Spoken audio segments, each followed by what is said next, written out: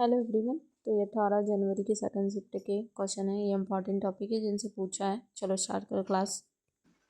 Question number first है, भारतीय संविधान के अनुच्छेद 3 के प्रावधानों के अनुसार किसी राज्य की सीमाओं या नाम में परिवर्तन करने का अधिकार किसके पास होता है? तो वो संसद के पास होता है। भारतीय संविधान के भाग 1 अनुच्छेद 3 के तहत केवल संसद अधिकार प्राप्त है कि वह कानून बनाकर किसी नए राज्य का निर्माण कर सकती है या किसी वर्तमान राज्य के क्षेत्र सीमाओं या नाम में परिवर्तन कर सकती है।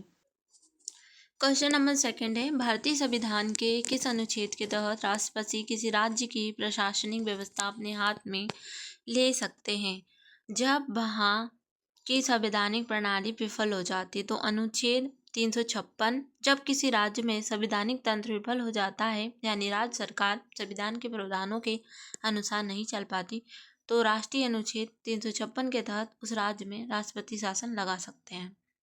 तो यह आर्टिकल 356 के आपातकालीन इमरजेंसी वाला जो आर्टिकल है उसका पूछा है। क्वेश्चन नंबर थर्ड, भारत में पब्लिक अंडरटेकिंग कमेटी को किस कैटेगरी के तहत बांटा गया है?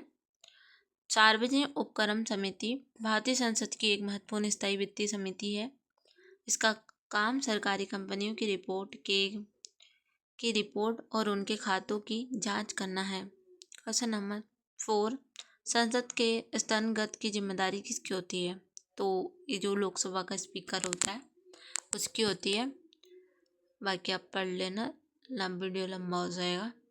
क्वेश्चन नंबर 5 है, डीपीएसपी के तत्वों का कौन सा उद्देश्य नहीं है? तो आंसर है धार्मिक राज्य की स्थापना करना। अब आप एक क्वेश्चन का आंसर बताना जो कमेंट करना। डीपीएसपी कहाँ से लिया गया, कौन से देश से लिया? भारत एक धार्मिक निरपेक्ष राष्ट्र है। राज्य के नीति निर्देशक एक कल्याणकारी राज्य बनाने, सामाजिक आर्थिक न्याय सुनिश्चित करने और ग्राम पंचायत के गठन की बात करने के धार्मिक राज्य की स्थापना इनका उद्देश्य बिल्कुल नहीं है। क्वेश्चन नंबर 6, किस आधार पर सरकार को एकात्मक और संघीय रूप में वर्गीकृत किया जाता है? शक्तियों के विभाजन या वितरण। संविधान द्वारा केंद्र सरकार और राज्य सरकारों के बीच शक्तियों के विभाजन के आधार पर ही किसी व्यवस्था को संघीय, जहाँ शक्तियाँ बटी हो जैसे भारत अमेरिका, या एकात्मक जहाँ सारी शक्तियाँ केंद्र में हो जैसे ब्रिटेन माना जाता है। क्वेश्चन नंबर 7, भारत में कोई मंत्री जो किसी भी अवधि तक संसद के किसी भी सदन का सदस्य नहीं है, वह उस अवधि की समाप्ति पर मंत्री पद नहीं रहेगा लगातार 6 महीने।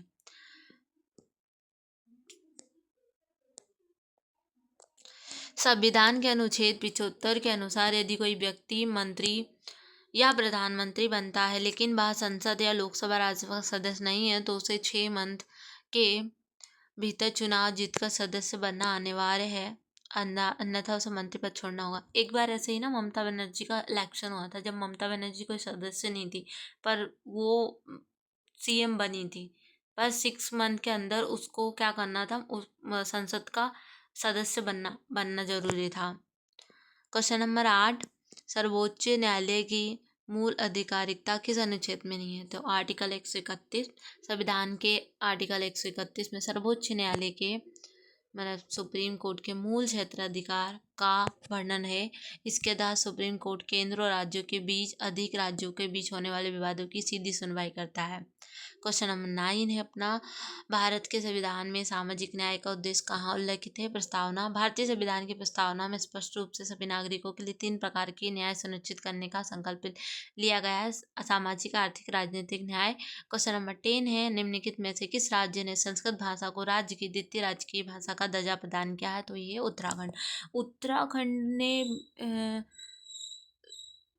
उत्तराखंड मतलब टॉप लेवल पे है।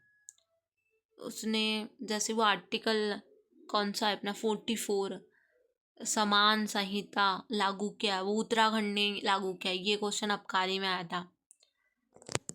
तो ये अपना ख़त्म होता है। आप चाहते हो कि मैं और वीडियो बनाऊँ लॉन्ग तो कमेंट कर देना।